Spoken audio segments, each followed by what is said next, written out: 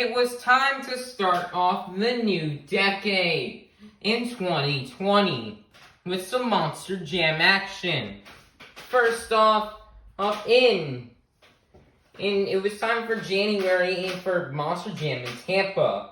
The lineup would feature Morgan Kane and Gravedigger, Ryan Anderson and Son of a Digger, Matt Pagliarulo and Jester, Nick Pagliarulo and Kraken, Jimmy Cretin and Bounty Hunter, Don Cretin and Scarlet Bandit, Buddy Tompkins and Exterminator, Kristen Hope and Wolf's Head, Corey Rummel and Megalodon, Kevin Crocker and El Toro Loco, Nia Elliott and Max D, Candice Jolly and Monster Dalmatian, Heavy D and Brodozer, and Diesel Dave in Bro Camino.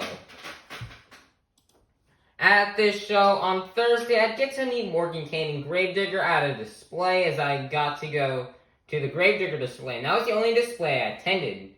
The other displays for Max D and Son of a Digger were a bit far away, and I couldn't attend them. Speaking of Son of a Digger, I'd also get to meet Ryan Anderson at the stadium while hanging out at the stadium on Thursday. At the show, I also got to hang out with Nick while hanging out at the stadium on Thursday and Friday, which was really nice. And then for the show, they'll feature a couple brand new debuting trucks and bodies. First up, Bounty Hunter. Bounty Hunter would get a brand new paint scheme. This paint scheme may have actually debuted in Okeechobee 2019 and for an independent show, but this would be the first time we'd see it in Monster Jam. There would also be the brand new paint scheme for Exterminator right here, almost like a 3D gator body. Then there would also mark returning of old paint schemes such as the Blue Jester and the Scarlet Bandit that was used for a couple shows last year, for the couple shows that previous year, such as from East Rutherford and Glendale. And then there would be a brand new truck for the Diesel Brothers, being this time owned by Diesel Dave, with his own truck being the Bro Camino Monster Jam truck. At the pit party at this show, I got to meet Morgan Kane, Corey Rummel, his picture has just been lost to time, Nick Pagliarulo, Kevin Crocker, Candice Jolly, Jimmy Cretin, Ryan Anderson, Kristen Hope, Neil Elliott, and Matt Pagliarulo. I unfortunately could not meet the Diesel Brothers because, their line was a bit too long and his line was closed off to where we couldn't get our chance to meet him. I did get my chance to meet Diesel Dave, though, while hanging out at the stadium on Friday, but I couldn't get his autograph, though. Around 7 p.m., the United States flag appeared on the video board, and it would be time for the national anthem. Once the national anthem was done, it was time to kick off the brand new decade. In racing at this show, there would be a debuting of a new figure eight kind of like track. Nick Pagliarulo and Kraken would flip over, and be one of the first of many crazy crashes. Round 2, there was a husband and wife battle between Neil Elliott and Candice Jolly. Neil Elliott would have a crazy crash. And he would have a crazy crash. And Candice Jolly and Monster My Dalmatian was able to get the win.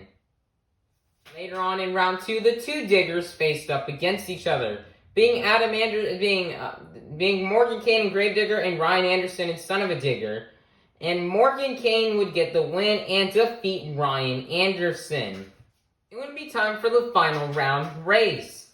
Now, something I did forget to mention is Candice Jolly is actually driving in this show, because Cindy Gauthier was listed for this tour, but she could unfortunately not make the lineup for Tampa.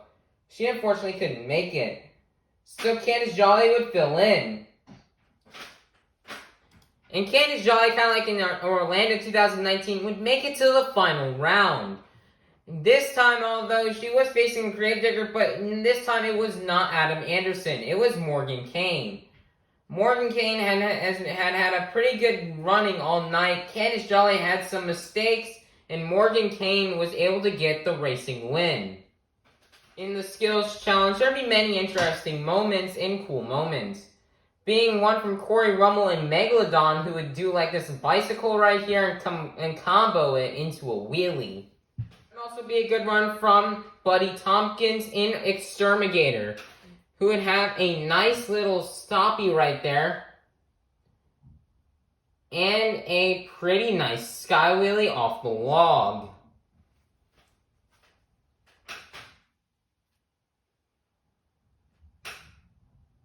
There would also be a really cool run from Nick Pagliarulo and Kraken, who would end up getting a little stoppie right here, and would go and combo it into a wheelie.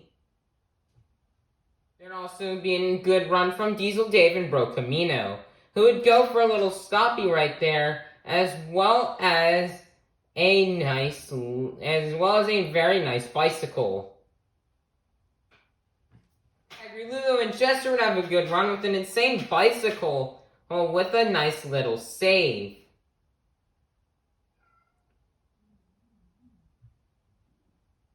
Matt Pagliarulo would also, in this skills run, also have a very nice sky wheelie here off the FMX ramp.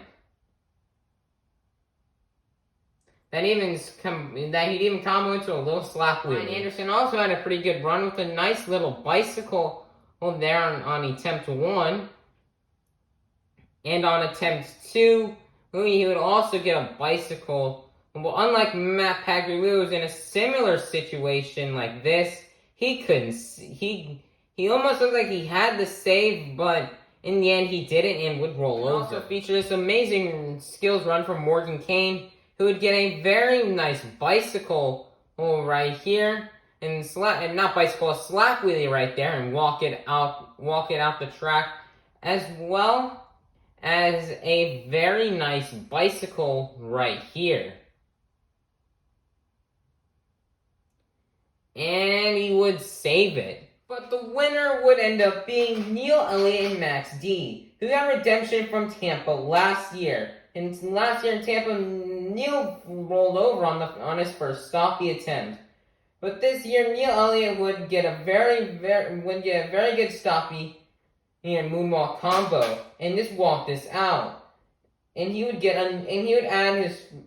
the first skills challenge win of 2020, and add another skills challenge win under his belt. It was time for Freestyle Tampa show number 1 of 2020.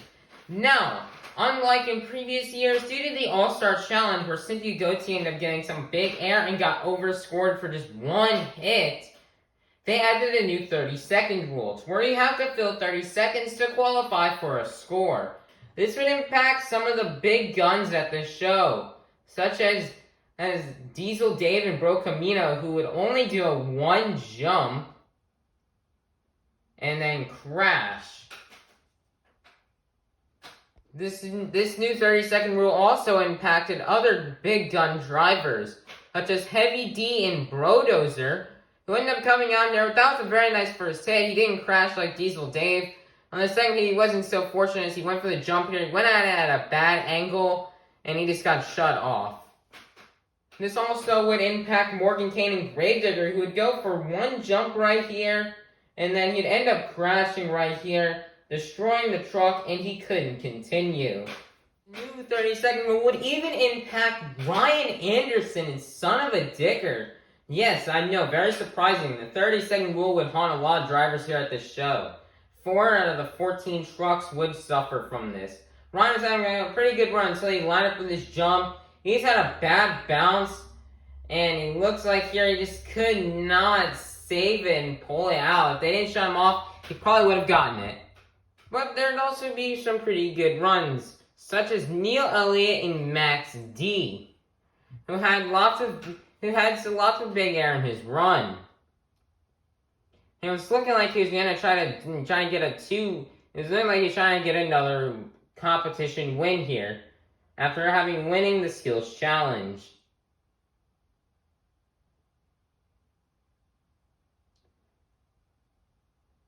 This year, he just gets lots of huge air, and he was just having a really, really good run.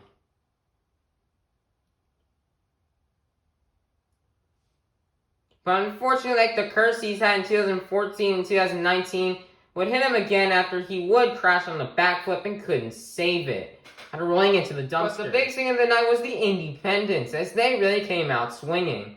with some pretty good runs from Nick Pagrilulo and Kraken.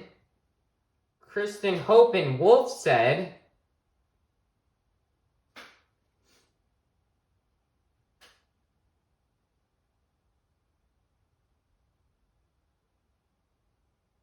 Kevin Crocker and El Toro Loco. On Creedence Carpenter also had a really good run here, kind of like in 2018. She almost got stuck like her husband did, just only 2 years previously, but she was luckily able to put the truck down. And Dawn Creedon, this was like one of the best runs Dawn Creedon actually threw down. She actually finished top 5 in freestyle with this really good run right here.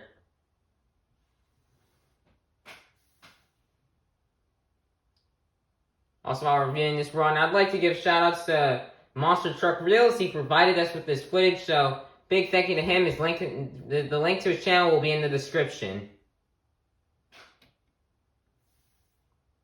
We'll see our Dawn Cream with this lineup for one last hit. Hit right there, and that would be at the end of a really good run from her. This would be a good run from Corey Rummel and Megalodon.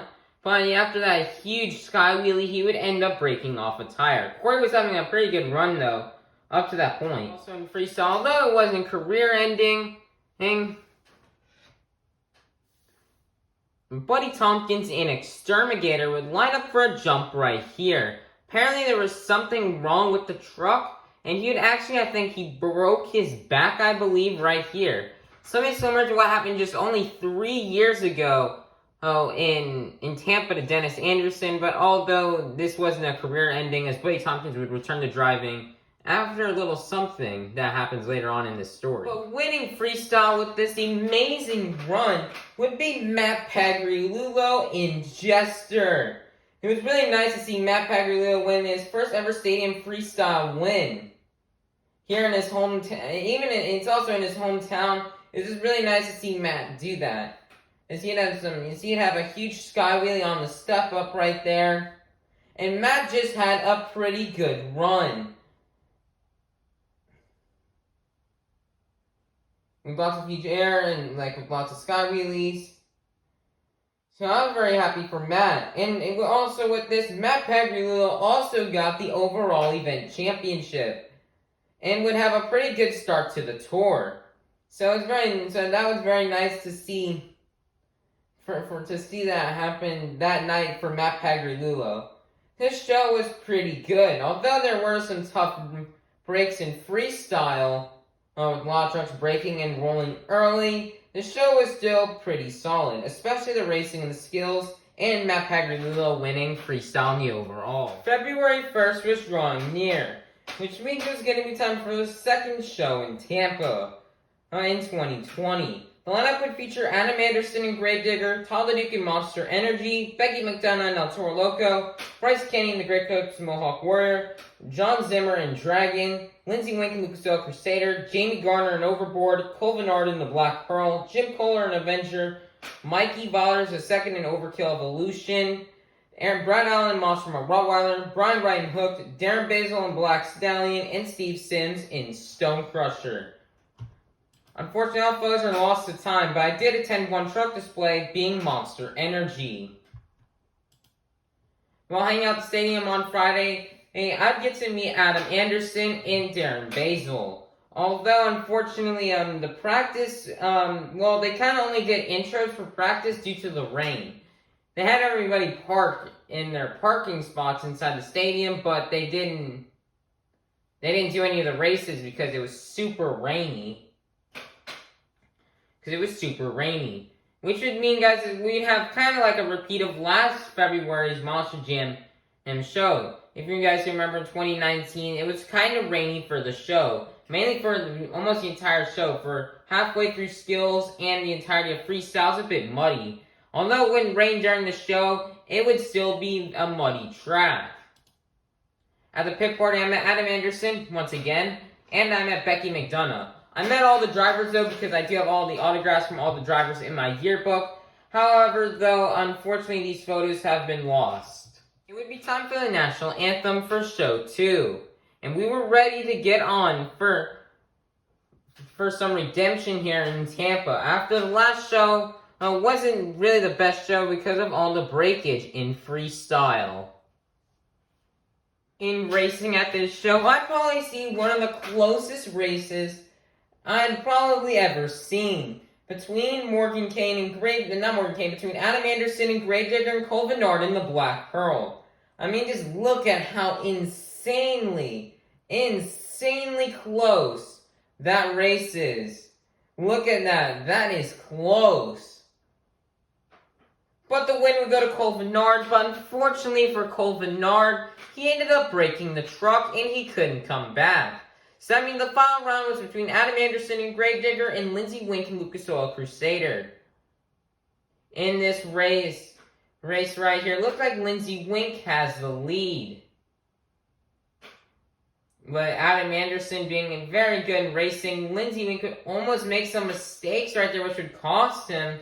And almost doing like a little sky wheelie there, and Adam Anderson would get the racing win. In skills, sorry about this ad. In skills, Todd LeDuc, despite these muddy conditions, would walk out a moonwalk. Wow, yes, he'd walk out this moonwalk right here in the little bit of wet, muddy conditions.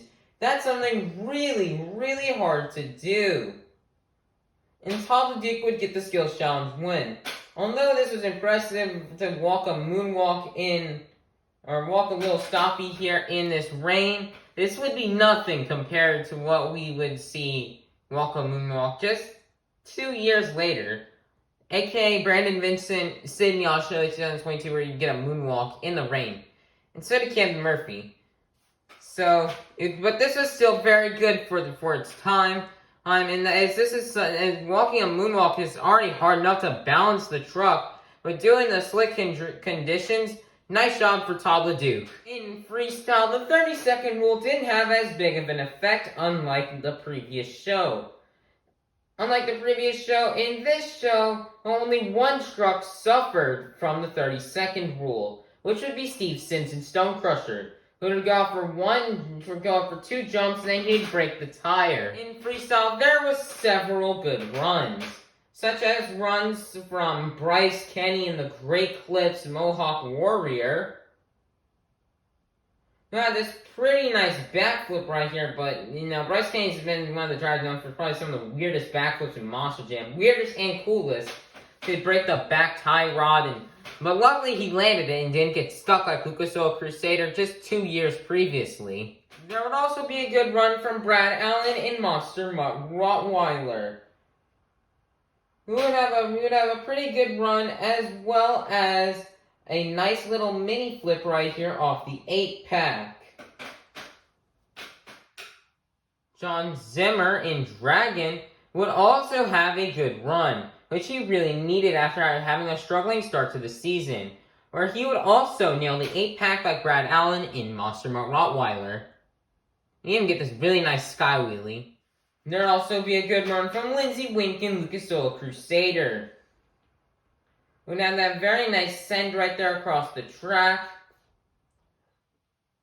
And as well as this nice backflip right here. And unfortunately, although he wouldn't get stuck like in 2018, Lindsey Wink would still roll over on the backflip and couldn't nail it.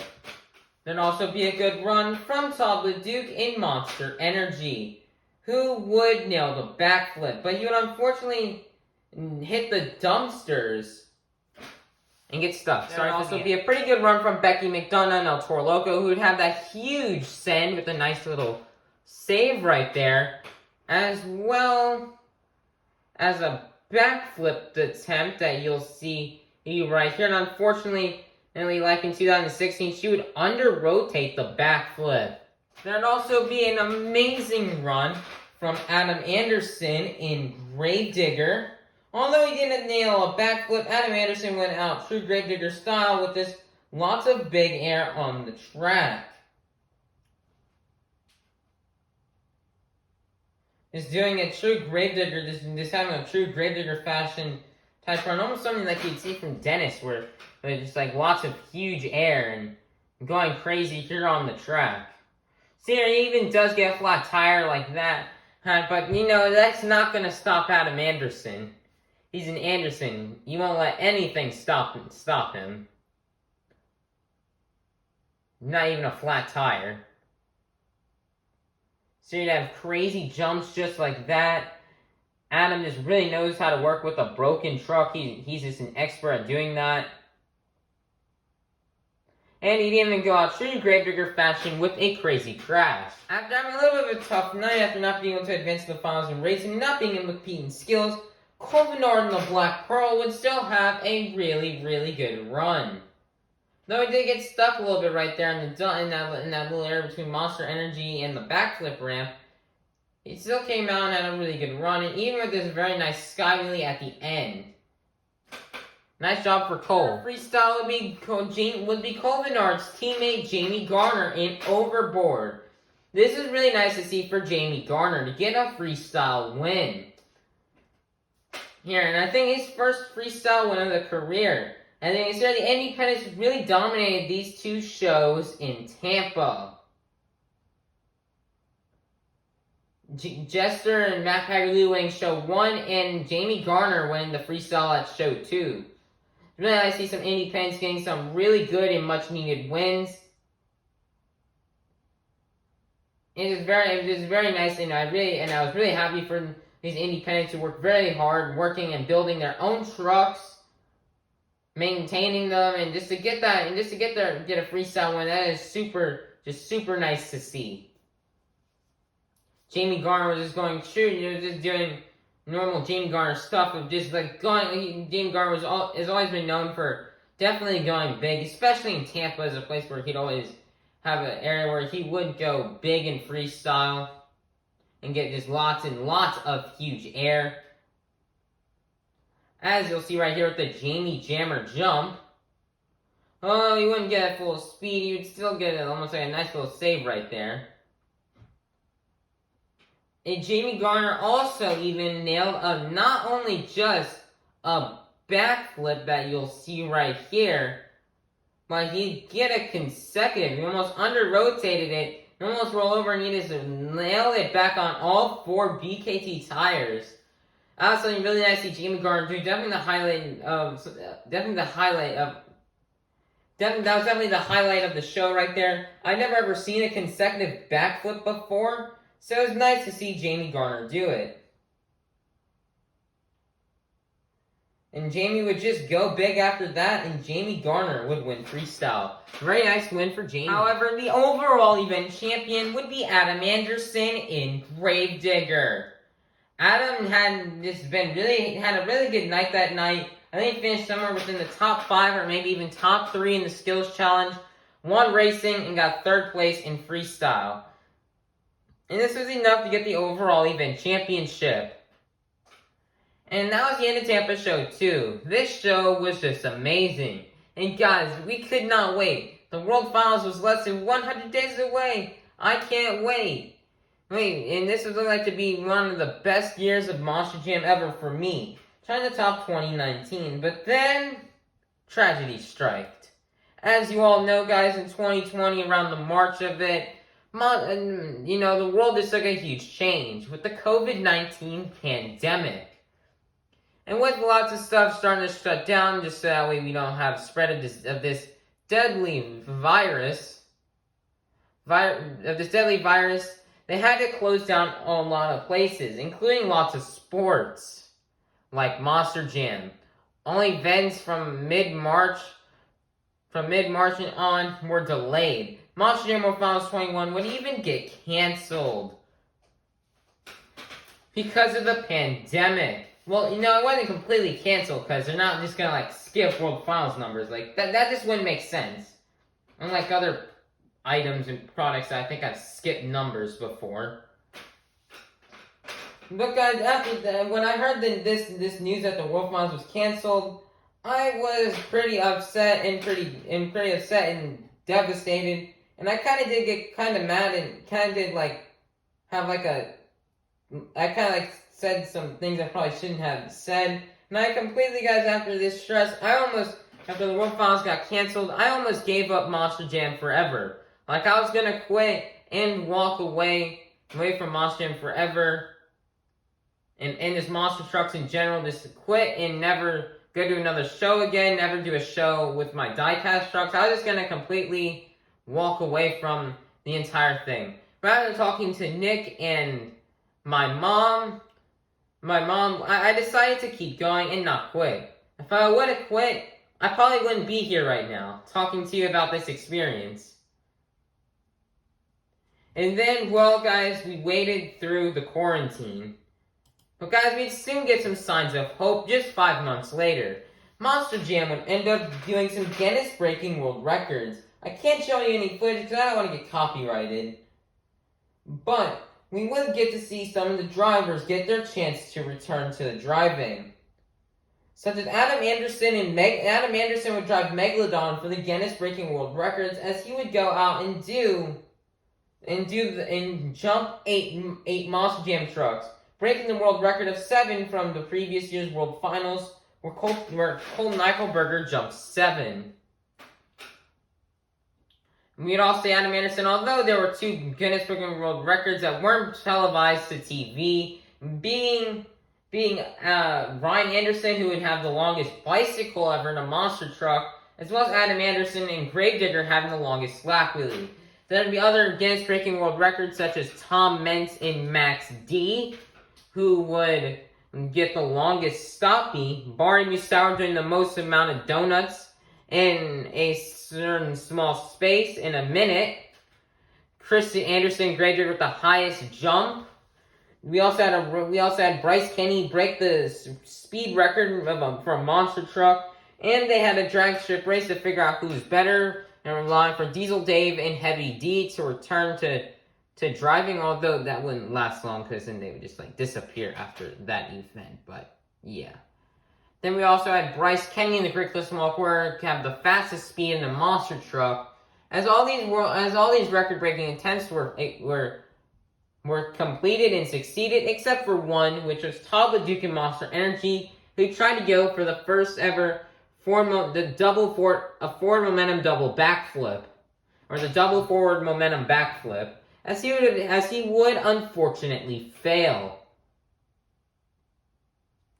Also, it's around this time where me and my friendship with Nick would just start to fade off, because I'd try to text him and I wouldn't really get any response. So it was kind of seeming like that friendship just started to die out. Now guys, something to make clear is that there is no hate towards Nick. Then don't give him any hate. Don't go bash his Instagram or anything. There's just no hate for him. Or it was understandable since he was growing up to be older. Now he's just this 12-year-old kid. So it's definitely understandable. I'm not going to go too deep into it, but guys, this is something to be clear. There is no hate towards Nick, as he's still a very nice person, and even though we don't really talk anymore, but guys, don't leave any hate comments towards him in the comments section. He's not a bad guy. He's not a bad person. Just to make that clear, he was a really cool friend, and I was happy that I had that. But guys, we'd make even more Monster Jam friends just coming up in the future, as you'll see. On October 24th and 25th of 2020, Monster Jam would show some great signs of trying to make a return. Being at Arlington, Texas, Monster Jam would have their first ever event back in Arlington, Texas on October 24th and 25th, 2020. So this was starting to show some signs that Monster Jam could be making a return. Even just a few months later, Monster Jam would even be returning to Salt Lake City in early January, showing more hope for signs for the sport to make a return. Although I didn't attend this event, it was still nice to see that Monster Jam would be starting to come back and be back in business. In December of 2020, I got to go see some Monster Jam truck displays. And being my first time ever getting to see a monster truck in person, for the first time in nearly about 10 months, I ended up getting to go see 3 different displays. I got to see a Megalodon display on a Thursday in December, or early December. I got to go see a Megalodon display at a Walmart, which is really close near my house. Probably the closest monster truck display I have ever been to. Then next up would be Gravedigger. Gravedigger on a Friday, and then at the exact same Walmart where I was at just almost this like 9 months earlier, when having Megalodon display, the same place where I went to saw Monster Energy in 2020. This was giving us more hope in sign of returns for Monster Jam, especially at Raymond James Stadium. And that would be it until 2021.